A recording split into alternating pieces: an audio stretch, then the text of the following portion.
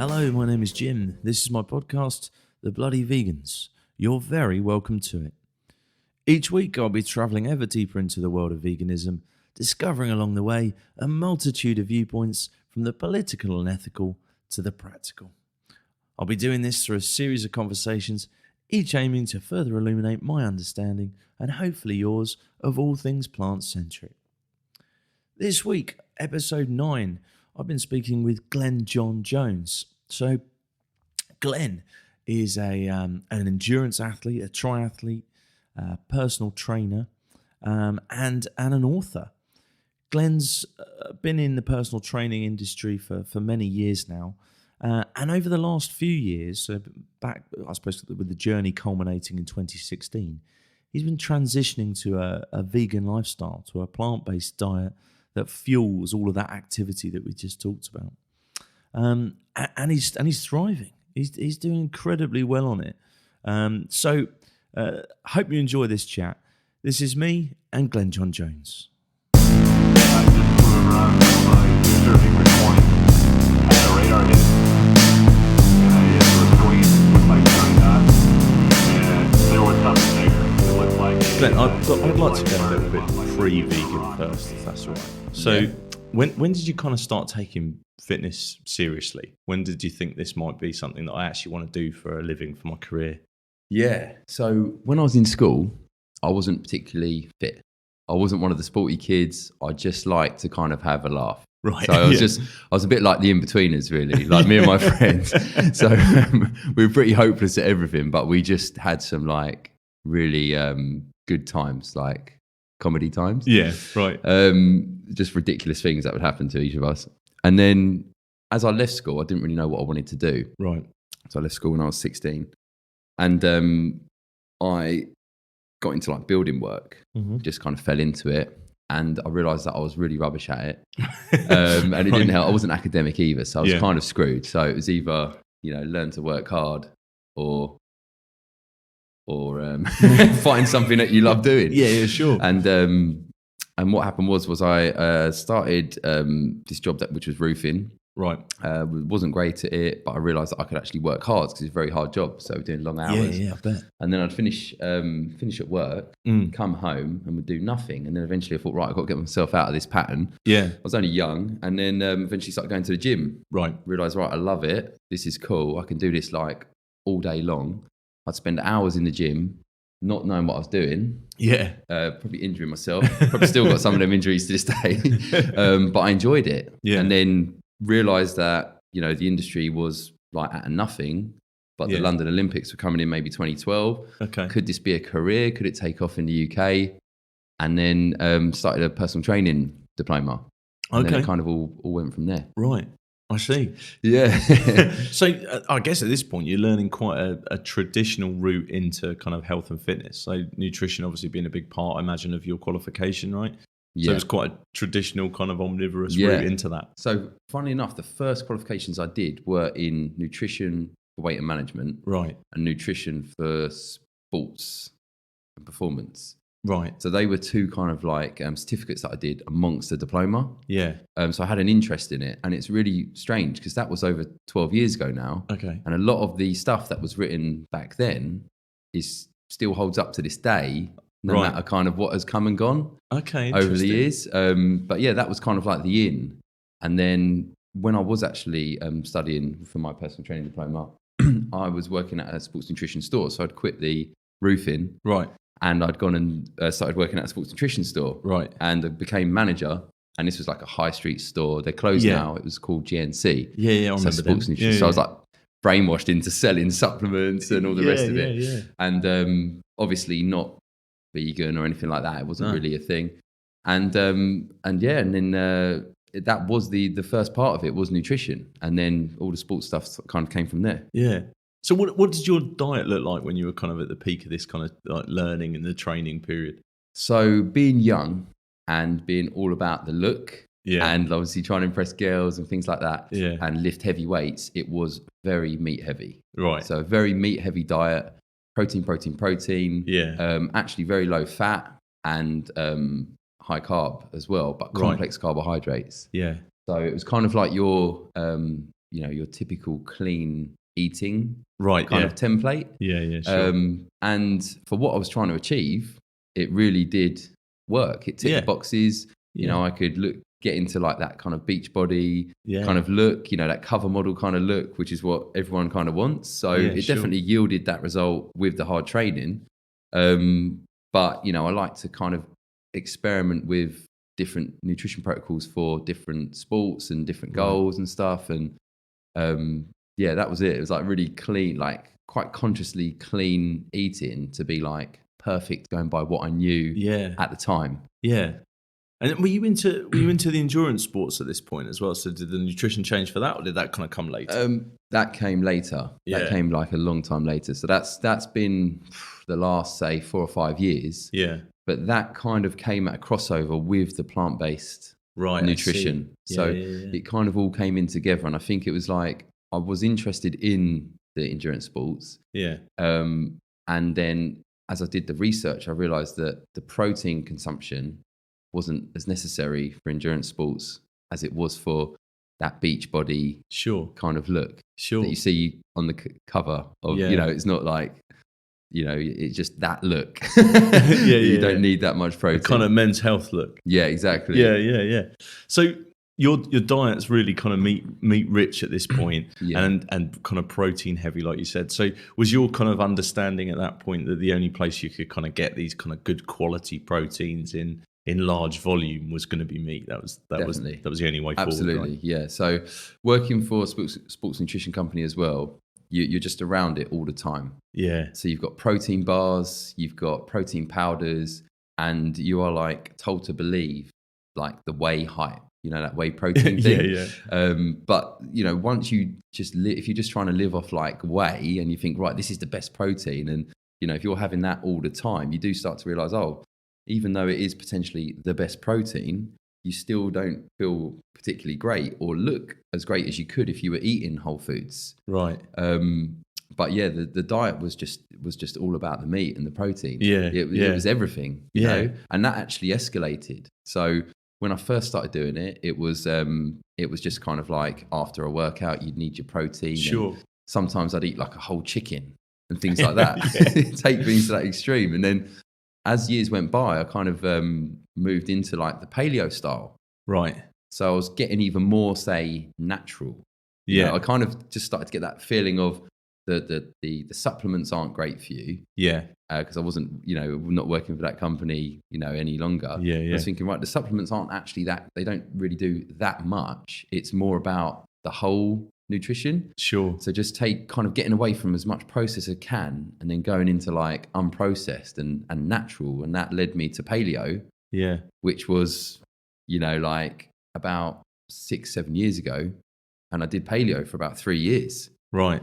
And that was very meat heavy. That was like crazy meat. Yeah. The total was like breakfast, lunch, dinner. I was mad. I'm intrigued by the sort of almost the marketing or the branding of paleo, because the idea of it kind of Paleolithic diet, the suggestion that our kind of ancestors or forefathers were purely eating that much meat.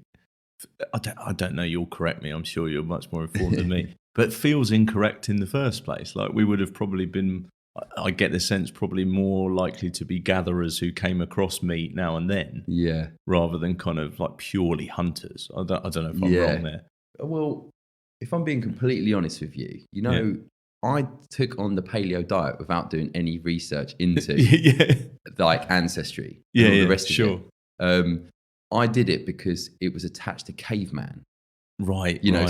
So I was like at the time maybe about 26 years old. Yeah. And I'd been traveling and I actually started it while I was traveling. Yeah. But because I wanted that natural thing, and I was told caveman. I thought, right, this is my ancestry. Yes. This is like the best thing for my body. Yeah. And that's what I did. I didn't even look into it, even like that word Paleolithic. I don't know even I can't even do it now, but it was literally like that attachment to the brute kind of hunter gatherer. And then you think about when you've seen pictures and images of cavemen and stuff, and I grew my hair and all of that stuff. But you see like this big kind of man, you know, like beating his chest and stuff. And that kind of just dragged me in, I think, without even looking into it, which is so unlike, obviously, the vegan diet or the plant-based diet, where you look into it like mad before you do it. So, really weird. Yeah, and it's fascinating, actually, because, you know, we talk about like protein-rich diets and so on, and kind of even the word paleo has come into the kind of mainstream kind of consciousness. And, you know, I think about, you know, my pre-vegan days, like everything now you see that's got protein on it, there's an assumption in I think mainstream folks' head, regardless of whether they're doing any working out or not, that if it says protein on it, it's probably really good for them, and they're going to turn into this kind of like cover model. You know what I mean? Yeah. I mean, Mars bars now. I think Snickers maybe. I'm not sure. I don't know if I've seen Snickers, but I've definitely seen Mars, like protein Mars bars, which I don't know if it's better than the original. I don't know. But it really is one of those things where it will pull people in. Yeah. And, you know, even in nowadays, when I talk to people, you know, when they see my diet and my energy expenditure, and, you know, all right, I'm not looking like a big ripped up cover model now because it's not specific for the purpose, but people will, you know, assume that they need a lot of protein, and then when I work it out, they need less than me, but they think that they need more than me. It's really strange. So when, you know, someone's like, "What about your protein?" I'm like, well, how much do you need? Yeah. And when you actually ask someone that question, you're like, I don't know. But we're just told to believe that more is better, more is better, more is better. Yeah, yeah. And I'm sure it is for certain things, you know, for certain sports or certain lifestyles, or if you want to look a certain way, maybe it is, you know. Yeah. But you not many people know how much they need. Yeah. Yeah. So if they are going and buying a protein Mars bar over a normal Mars bar, I mean, do they need to do that? I don't know. Like it's become a real takeover. It's all relative to what you're doing, I guess. Right? Yeah. Yeah. So so your interest in veganism, did that start from this kind of position of health? Where did you even get the idea when you were in this very kind of meat heavy, like almost the caveman, the paleo kind of world of the gym? Yeah. Where did you get the idea? Well, I do think that the paleo thing is a bit of a gateway to the vegan thing. Okay. And only on the basis of it being like natural. It's kind of like you've had a little seed planted in your head and you've said, I want to get back to like nature, and I want to eat as close to the source as I possibly can. Right. And I think that's kind of like a bit of a gateway without even realizing. And it just depends on whether you change your goals or not. But I would wake up and eat like beef in the morning. I'd wake up and have like beef and eggs. Yeah. And it was to literally sustain a certain look, to be like 15 stone of muscle and like sustain that and have like a little bit of spinach or some, some other greens or broccoli on the side or whatever. But it became like this thing where it's like I was so intent on being like natural and going by science and or what I believe was kind of right.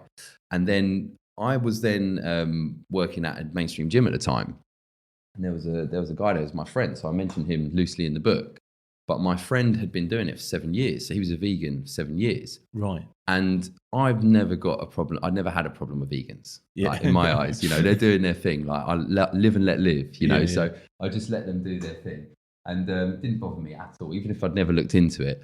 I just didn't care to stress about it. But my friend was vegan, and he was like 7 years in. He was eating so much fruit and all the rest of it, and he had the best cardio out of everyone on the team. But I noticed, the stigma of vegans always talking about veganism.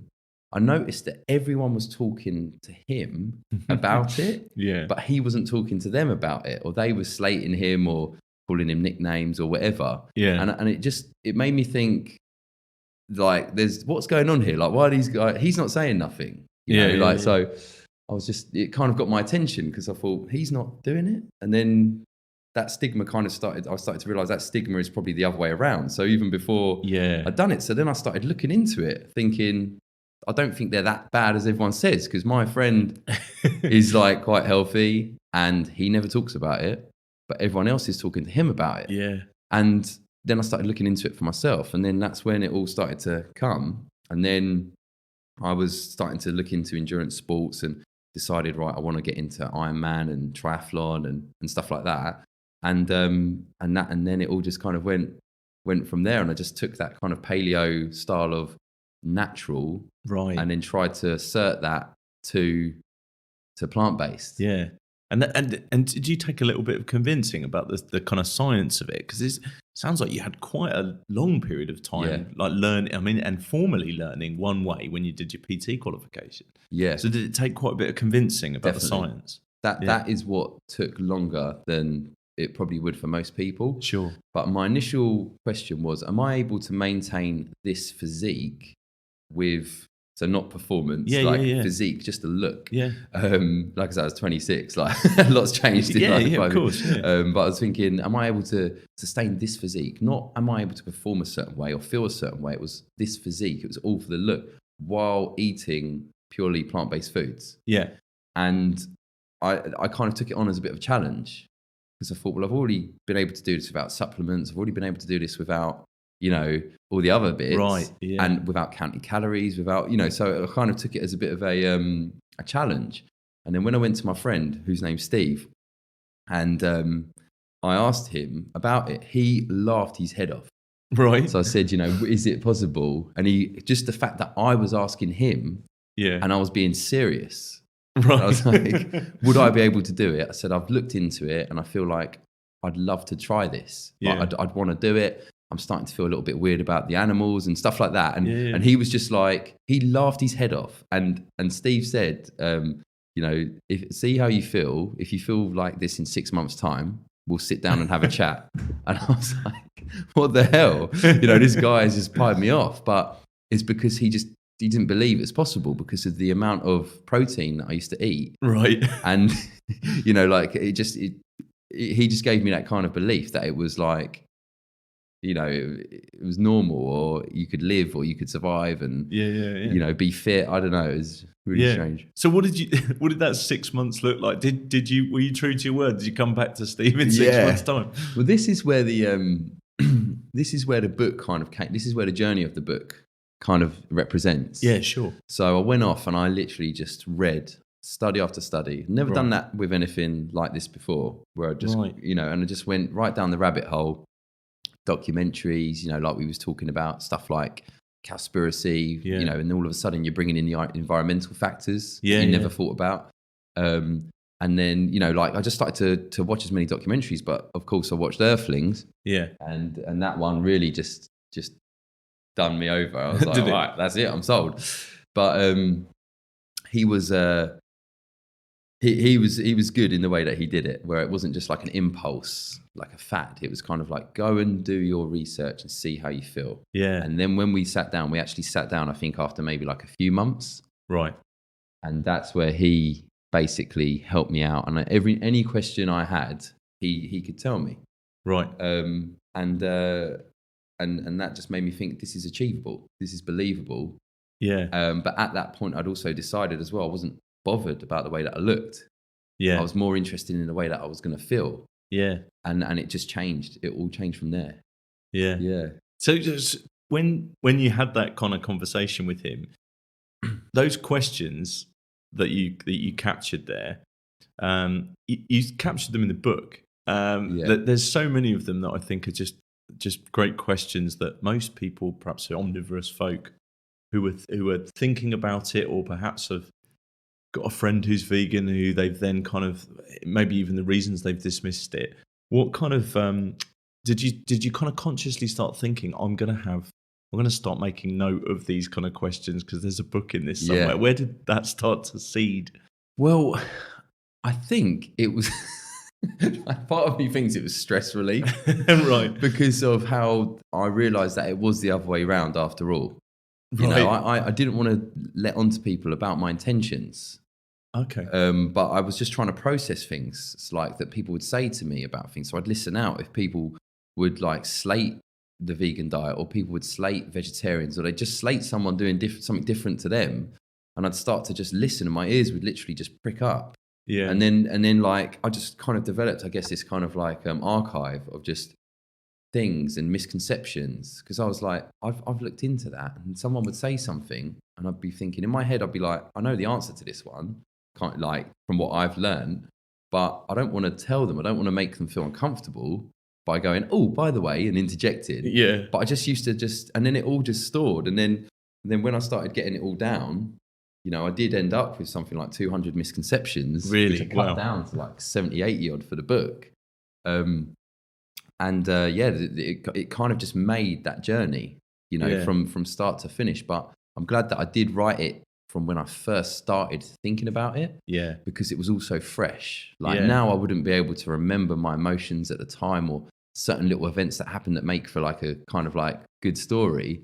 But I'm glad that I did just kind of like remember things so clearly and then just write the odd bit down here and there based on what had happened, you know, just and what people had said to me more than anything. The most like inspiration I got for the book was literally from listening to other people. Yeah. Listening to what they had to say and then going and looking into it and being like, I wonder why people would say something like this or feel like this, or, you know, why are they like, you know, I'm not like a nutrition expert as such, but I've been around it for a long time, being in the fitness industry for 12 years, but I'm thinking, why are they like saying this and why do they have this belief? You know, where have they learned this? Yeah. And then it would just inspire me to go and look into things and just think, is this true? Is this false? Or, you know, is it going to harm them? Or, you know, it was just so like strange how it all came together. And I suppose meanwhile, you're not just reading about it, but you're kind of almost, you're living it. So you're getting the kind of real life experiment, if you like. You're, you know, not taking in that product anymore, you're, I guess, being able to note the effect it's having on you, right? That's it. I mean, especially when I first started to gradually phase out the meat, like when the meat stopped, that to me was like a really significant change where I then started to see things and hear things differently. Like, and I was still eating fish at the time. Yeah. But when I'd listen in, I'd hear people talking about meat or protein or eggs or fish and all this stuff just started to make me think like, do they need this? Do I need this? And then I just go and look into it and, you know, and then I realized there's a lot of people who actually didn't eat a lot of meat before. Yeah. Like that in their day to day, they could easily go a whole day without even eating meat and not realize. And that was really common. Yeah. But they still have animal products. You know, they'd have milk in their cereal or they'd have a cheese sandwich and then, you know, something at dinner or, you know, they might have like, you know, pasta and cheese or something. I don't know. But a lot of people wasn't consuming meat and not even realizing it. So when I actually took it out and then I started to talk to people, I realized that they were on a similar, they'd done it without realizing, you know, they wasn't thinking too deeply into it. They're just doing it. Yeah. Just not labeling it. Did you find your clients had quite a lot of questions for you? Was there a sort of almost do they kind of go with you? I guess there's a relationship of trust or did some of them kind of get a bit distrustful of like your advice almost? Well, I still stand by like some of the nutrition plans or like advice that I'd given to people, like even to this day now, I still stand by the things that I'd told people maybe 6 years ago. Sure. Where it was like a meat heavy kind of diet, because that diet can help you look a certain way. You know, if someone comes to you and says, I want to look like this, and you think, well, this is a proven track record, it does work, you know, like chicken and broccoli and that kind of clean eating works for most people. So I still kind of stand by that now, but I don't obviously recommend it now. So things that I've done in the past, I think, you know, that was relevant to that person. But now I wouldn't recommend that. I wouldn't get involved in it to that degree because I try and get people to not eat for the look alone. Yes. And go for more performance and the way they feel. Yeah.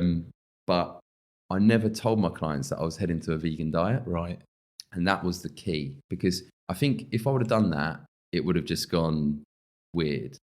Because people would have just been like, what the hell? You know, like, not that I would have spoke about food all the time anyway, unless they really wanted to get into it or if it was like relevant to their goals. But it wasn't one of those things, didn't declare it. But I knew it was happening all along. And I knew one day it was going to be like that. But when it did get to that, I guess when people would find out that I was on a plant-based diet, then they would say to me, oh my God, I never knew. Right. And then my kind of younger clients, particularly female, would say things like, oh my God, I want to do that. Right. And then it would be like, you should write a book about it. And I was like, well, funny you say that because I'm actually writing one. But it was really, it was like some people made a joke of it. And then there was a couple of people who maybe had a bit of a weird relationship with food anyway, where they were struggling with their own nutrition, getting a hold of their own nutrition, would say they want to lose weight, but not do the things that they've been advised to do. Yeah. They when they'd find out that I was maybe on a plant-based diet or I'd reduced meat or whatever, they were like more inquisitive than others. Like, what the hell is going on here? Yeah. But you need meat or something like that. You need protein or whatever. And I'm like, I'm still getting protein. Yeah. But it's not coming from meat. Yeah. And yeah, so didn't really lose any trust because I kind of did it on the sly and and luckily executed it like well. And it was my physique changed a lot in the beginning, but that is purely down to the fact that it's coupled with the endurance training. Yes. So going from doing weights all the time and eating loads of meat to slowly transitioning to like more performance-based cycling, swimming, climbing, running. Yeah. And more sort of functional, I guess, like eating, fitness. Yeah, more functional kind of stuff and just, I guess, more of a calorie burn and more energy expenditure. Yeah, and, sure. And you need to be slimmer to be efficient anyway. So naturally, I didn't want to become heavier. I wanted to actually slim down, but just not at a rate where I'd become sick or weak or tired. Yeah. So the best thing was not telling them that I was going to do it. But I didn't know for sure it was going to happen in the beginning. I just felt things falling away. Just felt the need for meat and stuff falling away. Yeah, and I you really get that sense in the book. I mean, even by its title, The Think and Grow Vegan, but the way the chapters are laid out, and it does feel very much about kind of transitioning and an evolution. Was that? I guess it sounds like this was more of you documenting what happened to you, as opposed to kind of like, I'm going to lay out a formula like at the very beginning. Yeah. Well, I didn't want it to be a formula because. In the weirdest sense, like I don't want, even though it's kind of like my story is the skeleton of the book, I don't want the book to be about me, essentially. Right. Yeah. Like I wanted to use that to help people to just like learn from my experience, to put that into their own. Yeah. So they can, or if they're in that same kind of funk where they just think, I don't want to eat animal products anymore. Or I wonder if I could live and be healthier without them. Then they have that there, that kind of entry-level story from reducing your meat intake, and then if you want to take it further, it's all in there. Yeah. But the evolution of it and the transition of it was literally just owning it in the end. Yeah. Not thinking I'm gonna go vegan. It was more like I'm just gonna keep slowly abstaining from these foods and just seeing how it goes, and then. When you realize that by abstaining from certain foods, you then end up putting yourself in a category as a nutritional title. Yes. Yeah. Then you kind of have to own that title to make your life easier. Yeah. So if you walk in a restaurant and you don't eat animal products, you've got to order the vegan option. Yeah. You're typically a vegan, whether you like it or not. That's kind of what's going to happen. You'll order the vegan option, or you'll have to have a conversation about the fact that you don't want. No, can I please not have this? Can I have this instead? And then the waiter, just to be easy, might go, "Are you vegan?" And you go, "Yeah." Same with vegetarian. Or if you're out with your friends and that you're maybe going around your friend's house and they're cooking meat, for example, and you say, "Oh no, I don't eat meat. Like I'm a pescatarian." Something like that. It just makes life a lot easier to own it, and just once you realise, this is what I'm doing, then it does make it a lot better. Yeah, and I suppose if you're kind of set on that way, you talk about this in the book actually, if you're kind of set on that path, on that way of life, if you kind of almost don't use the label or don't have the conversation, you can kind of end up falling foul of it. Absolutely. Yeah, absolutely. If you don't ask, you don't get. And, like there's many times that I can recall when I first started doing it where I was a little bit nervous. And, I to speak out because I was just embarrassed. I was embarrassed. I didn't want to be needy or didn't want to be like high maintenance and stuff like that. And, even, explaining it to other people, say, for example, like girlfriend's parents, like for the first time, maybe she would translate it. But it would feel uncomfortable. Yeah. But then you just get used to it, and then you realise that people actually, just because you are talking about it, or not even talking about it, but just mention that you're plant-based diet, you don't eat meat or whatever. You don't even have to talk about it, but just by mentioning it, people will accommodate that. Restaurants will accommodate that. You'll be able to accommodate yourself when you go looking for these foods. Yeah. It makes life so much easier. Yeah. More and more so, I guess. Yeah. Like, as time's gone on, you know. Absolutely. Like, you know, I think on average now in most non-vegan restaurants, go to them, there's probably 2 vegan options now.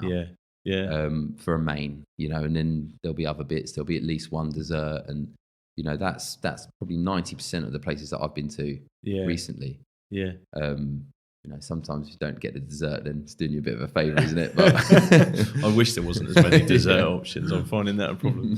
You talk about that actually in the book, particularly actually you mentioned it when you went kind of vegetarian. Yeah. That your diet almost sort of slipped back. Yeah. I certainly empathise. In fact, I'm probably still in that mold of like if it's with veganism, if it's got vegan written on it. Sometimes I sort of naturally assume, well, that must be healthy, right? So I'll eat it. Yeah. And you talk about this in the book, like, kind of, at what point did you realise that was kind of going on, and how did you kind of remedy it? The way that I felt, to be honest with you, because I felt worse than what I did at Pescatarian. Sure. And because I did it in stages, and it was like I was looking at it like, wow, there is actually stages to this, and. You know, I do want to go slower and not just jump into things and just flip-flop from one thing to the next. It was like, I felt worse at vegetarian than I did at pescatarian. Interesting. And in my head, I knew that I didn't want to eat animal products. So I was thinking, oh my God, I'm screwed. Kind of like what we just said off the air. Yeah. Like when you get to that point where you think, I think I'm probably not going to end up eating animal products. Yeah. But I don't know what's going to happen to me. But I hope that for the sake of this, I don't like just completely dissolve or deteriorate or something. Yeah. And I just got to that veggie stage, and I just hit a block because it was all just full steam ahead. Like it was all just happening. So you know, stopped eating beef, stopped eating like pork and bacon, and stopped eating beef and stopped eating. It was just happening all naturally. Sure. And I got to pescatarian, and I was eating better than I'd ever eaten with meat anyway. Right. And in the book I wrote in one of my summaries, you know, fresh attracts fresh. I realised that when you're eating like fish, like the fresh fish, you're kind of inclined to go and buy fresh vegetables to go with it. When you're eating meat and cheese and dairy, it's like it goes between a sandwich, or it just becomes like part of like something else. I don't know, it's hard to explain. Like if you have, like, you know, talking from my experience back then, if I had salmon, I'd probably steam some greens, you know, and then on the side I might have like some like steamed rice. But if it was going to be meat or cheese, it would be like loads of pasta and bread and, you know, egg sandwiches and all the rest of it, and sauces to go with it and stuff like that. And I think when I got to veggie, I just went junk. I don't know.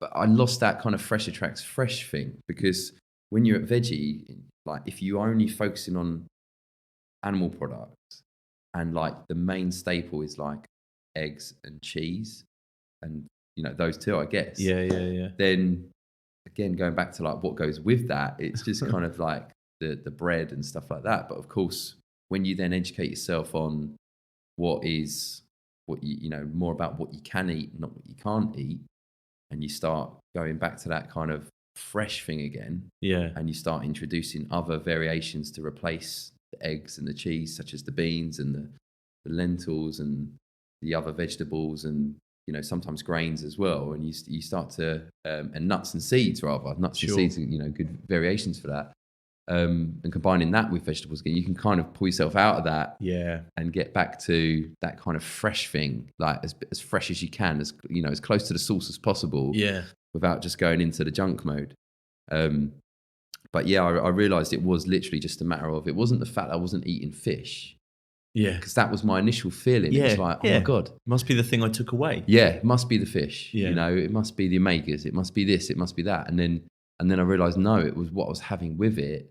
You know, I'd gone from having like vegetables and fruits all the time to all of a sudden having like fruit juice and stodgy foods, like junk and chocolate and protein bars, you know, they're vegetarian. You know, so I was having that as opposed to like really good food prep, sweet potatoes and you know, like I was saying, like, you know, maybe the brown rice and like these kind of grains for energy. Yeah. And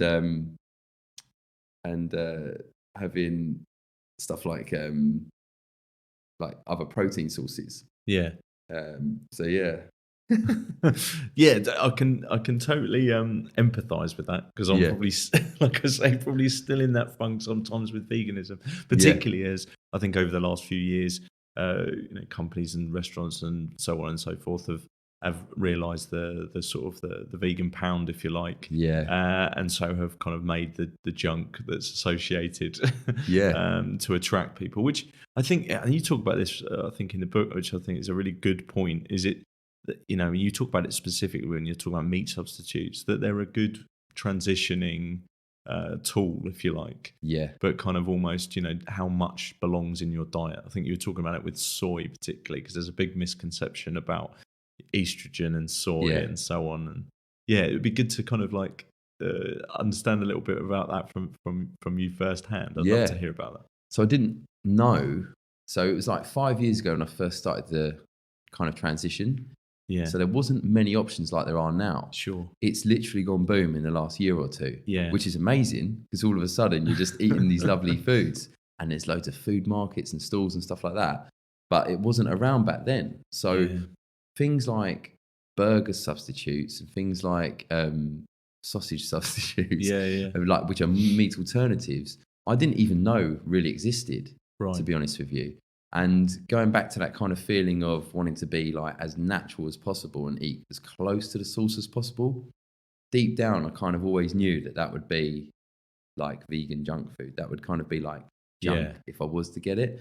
And then there was a couple of times where I looked at some of these products, and some of them actually had egg in them, or dairy, and it just confused me. Yeah. And then there was other times when I tried them and they tasted too much like meat. Sort of put you off. And it would put me off. Yeah. And it was good, because I kind of tried. It also allowed me to not get into the habit of just going for that kind of easy junk option. Because like I say, you know, a month or two down the line, if you was doing that, you would start to feel the difference. Sure. You know, it might have been convenient at the time and stuff, but it doesn't get you kind of out of that little bubble of eating the way you was before you started the transition. Yeah. So stopping that allowed me to kind of then experiment with other foods, which I'd never really even eaten before, which included lots of different vegetables and fruits and like grains that I'd never even heard of, and beans and stuff like that. And I did settle on things like bean burgers as opposed to like meat style burgers, which were vegan, because it just didn't taste or look like it. Yeah. But it's still kind of done the burger job. Yeah. And same with like the sausages and things like that. Like even to this day now, there's been a few times when I've had things and it's like, it's so much like it. I'm like, the point is I don't want to eat that. It makes me feel weird, you know? Yeah. But there's the like lentil burgers and mushroom burgers and chickpea burgers and stuff like that now, where it is just like really nice and whole, and it tastes amazing, and it doesn't feel like crazy just kind of junk. Yeah. You know, I know it's like more junky than the natural source and as close to the whole food as possible, but it doesn't, you know, some people don't like that kind of feeling that they're eating something that looks like meat and tastes similar to that, then those things are kind of like a nice alternative. Yeah, absolutely. Yeah, like a gateway drug, if you like. It can help you through, but you've got to be a bit careful of the intake. It is so good now that it is there for people, because for most people that aren't aware of like the nutritional benefits of certain foods, or you know, they don't care that they don't care about eating healthy. Like most people don't care about eating healthy. They just eat what tastes good. Yeah, and that's completely fine. So if there is more options that are like that, and people just don't decide, I don't want to eat meat, but there was nothing else before, so I just eat it. You know, now there are options where they don't have to eat it. It's one of the things that I found really interesting. Like I was saying, when I first started my transition and I was just listening to what people were saying, the amount of people that didn't actually like meat shocked me. Really? It took me by surprise. Yeah. And I was like, mostly female, but guys as well. They'll be like, I don't really like it. Like the texture is a bit off, or it's a bit hassle, like the fact that it's quite long, where you've got to wash your hands, you've got to have a separate cutting board, you've got to cut it up, you've got to make sure that you eat it within a certain time, otherwise it's going to make you ill, and all of these things that are attached to it. I realised that there was so many people shocked me how much they didn't actually like it. They just ate it because it was there, or there was nothing else. And I think now it's brilliant what's happening, because for those kind of people, or people that do have that seed planted in their head, like, I do want to try this, plant-based diet for whatever reason. It is there, and it tastes. Most of them taste amazing. I've not really had a bad one. Yeah, they do. They taste too good. I'd love to talk a little bit about the performance bit, because obviously you transition into kind of like endurance sports. Yeah. As you're kind of going on this vegan journey, and you're still kind of in this world of like being a personal trainer, and there's lots of kind of other kind of people either interested in fitness or in that world around you who perhaps are in the kind of the old science, if you like, or kind of in that mindset. How has your kind of performance either improved, or how has it changed since your diet has changed, and how have others kind of reacted to that? Have they kind of made note of it almost? Yeah, I mean, on a performance level, as far as work and training in the whole day goes, I've got more energy from morning to night than I've ever had in my whole life. Right. And it's really weird. So I feel younger, even though I'm getting older. And, and I'm not just saying this to be like some mad vegan advocate, like, come on, you got to do this. But it's true. It's how I feel. Yeah. So I feel a lot lighter, and I feel like more adaptable. Whenever I go and do something, I feel like it's not so much about the muscles and all the rest of it, but it's more about skill and being like in this zone. I mean, I've lost 2 stone, so I'm like 13 stone. And if I was to do a competition, I'd probably still be around that weight. It's just kind of like my natural weight. But performance wise, fitness levels are better than they've ever been. And that is attached to obviously doing more of a specific sport. But even strength wise, it's like, because I obviously know a little bit more about programming than the average person on how to get somewhere a bit quicker. Sure. Even if I'm just focusing purely on strength, I'll get strength gains at exactly the same rate as I would if I was doing all that other stuff. Right. So you start to realize that it's the skill and what you switch on to is where you obviously make improvements quicker. If you're, because there's a lot of obvious like meat eater athletes who are at the top of their game, that do ultra running or something. So endurance sports still has a lot of meat eaters in it. Yeah. But you can just switch on to whatever thing you want and develop skill in that. Just as good, sometimes better, if like I'm saying, you feel better from morning to night. Makes your life so much easier, being more energetic and having, more brain and body to give in a whole day. So that makes it easier, hands down. So like I say, even if you can get similar gains based on skill or your obsession or your work ethic around those sports, just having more energy from morning to night, feeling lighter, having that spring in your step and less injuries and better sleep, and it's all linked to recovery, so you can do more. And then if you are obviously training more as well, you can eat a lot of food, so you can get away with it, which makes it amazing when you're eating a plant-based diet, because you can just consume so much volume of foods. You never have to worry about calories, because plant-based foods are obviously high in fiber, they fill you up quicker. And even if you do have to take the easy options and maybe you eat, you'll eat things that are quick, like bread or bagels because you're on the go or something like that, with some peanut butter or something, just to kind of give you a boost. Alongside everything else, it doesn't seem to kind of like bloat you or weigh you down. It just feels better recovery wise. And that helps me so much in the PT, because I'm more switched on. Right. Because I've got more energy. And like I say, I'm not just saying this to be preachy. It's one of the things that I noticed, and I noticed it really early as well. I noticed it literally when I first started doing it. Just had more attention in sessions, could talk to people from start to finish and listen and just talk the back legs of a donkey, and just switch on to just, and I know that comes with experience, because I don't just want to be like, oh, it's all the diet. I know that comes with more experience and skill, but honestly, I did notice that very early on. That wow, from morning to night, just different level. Have you found that other PTs you've been around have kind of like thought, do you know what, I might want a bit of this as well? Well, like one of my friends, Jason, so I run my studio with, like he's recently started doing like 1 day a week where he's not eating meat. Yeah. You know, and I think that's just like, and he's like how I used to be in regards to like the weights and stuff like that. Like, and that's his thing. That's what he does. And that's what he does with his clients and stuff like that. But like, just from everything that's going on now, the amount of knowledge out there, people are like, they're not afraid to try it, or they're not afraid to just go and reduce their meat consumption, you know, for whatever reason. So, you know, and the other thing as well that I noticed, and this isn't so much from like from within my studio where I work now, but where I've worked in the past as well, is people just can't believe that I would be on a plant-based diet. Right. So, you know, it makes people think, and they go, yeah, maybe I might try and eat more fruit, or I might try and eat more veg in place of this, or and that for me is always a great blanket answer to everyone. You know, if they're not open to the vegan diet in any way whatsoever, or like veganism as a whole or anything, you know, that is and will always be the staple for most people, the blanket answer of just eat more fruits and veg. Yeah. And obviously if you eat more fruits and veg, you might have to take something out anyway, to otherwise you're going to be too full up. But if you do that, you're going to feel better.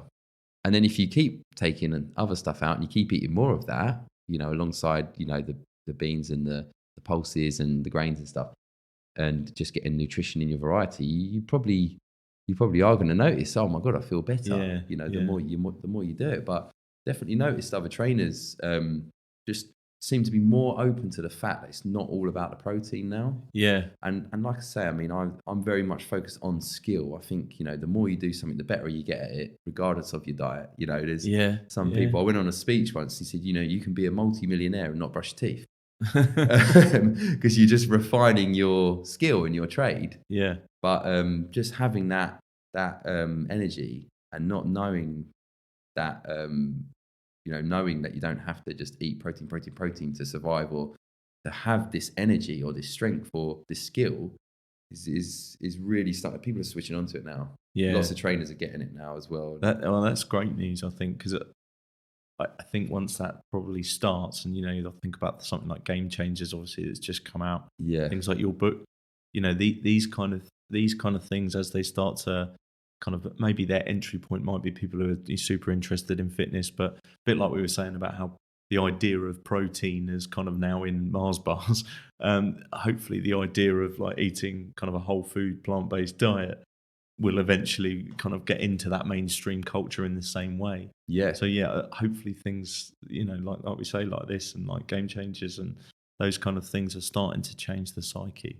Definitely. I mean, we go full circle here, because when like I said, when I first got into when I first did my nutrition certificates, it was all about that kind of like eat well plate of that balanced diet. Right. And then when I got into personal training specifically, and I became self-employed PT maybe 6-7 years ago, or whatever it was. Yeah. The food, it was all about macros. So it was like we'd gone away from a balanced diet, which is inadvertently including a lot of micronutrients without you even realizing it's including your vitamins and your minerals and your proteins and your carbs. You're just eating a balanced diet. But then we went into macros, and then it all became about, it doesn't matter what you eat, as long as you're getting your protein and you're getting a specific amount of calories. Yeah. Completely neglecting the micronutrients. So overall, you're not as healthy. Yes, you can manipulate your body and to look a certain way, and you might be eating high energy foods and high proteins and high fats and all the rest of it, and you're hitting your caloric targets, and the science says that you're going to function, you're not going to die, you're going to be able to manipulate your body to be a certain way. But underneath it all, you know, you're not eating this balanced diet of, you know, the leafy greens, and you're not worrying about that stuff, because you're just focused on macros, you're just focusing on hitting a number, which means it can come from anywhere. And now it's almost like it's going full circle again. You know, Game Changers coming out is going to get people thinking about it a lot.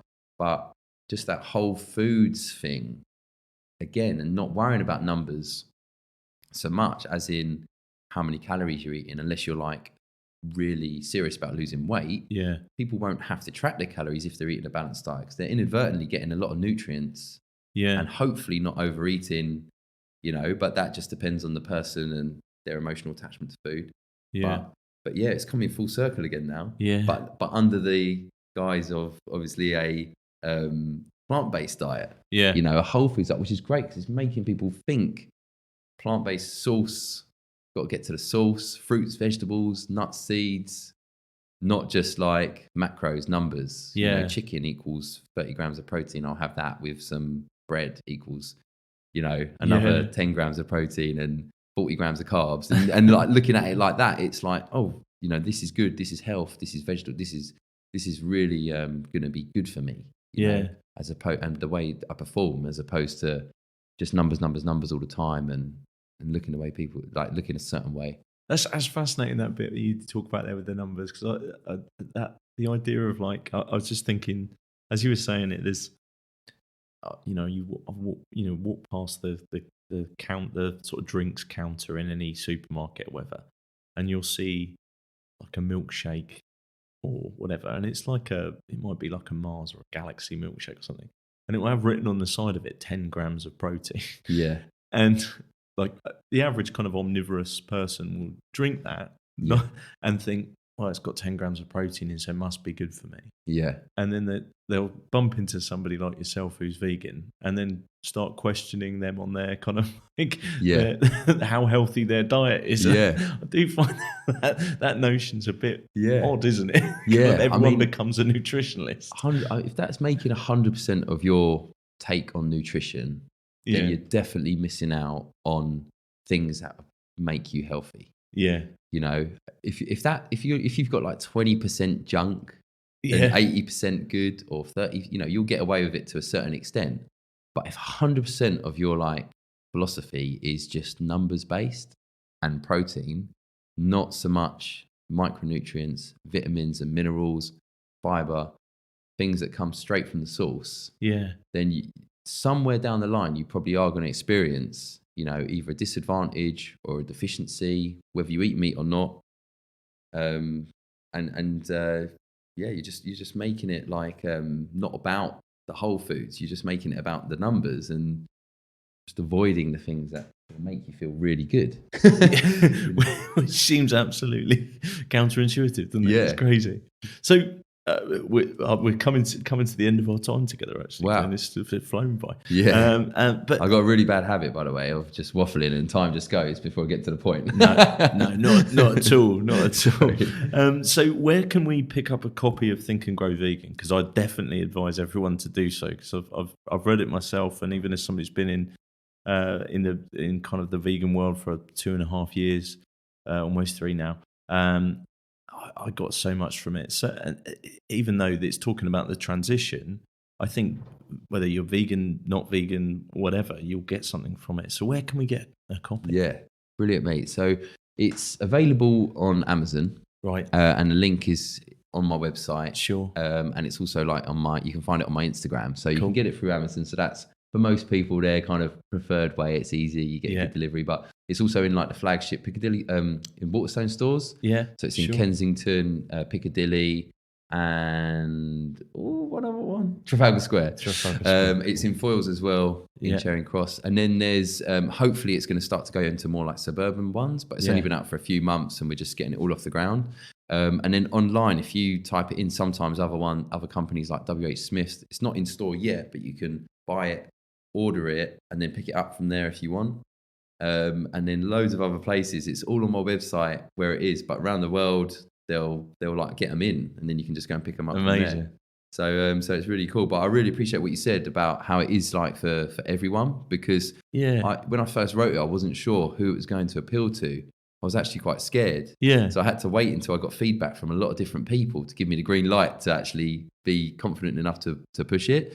But, I really wanted to help people who are just inquisitive about reducing their meat intake.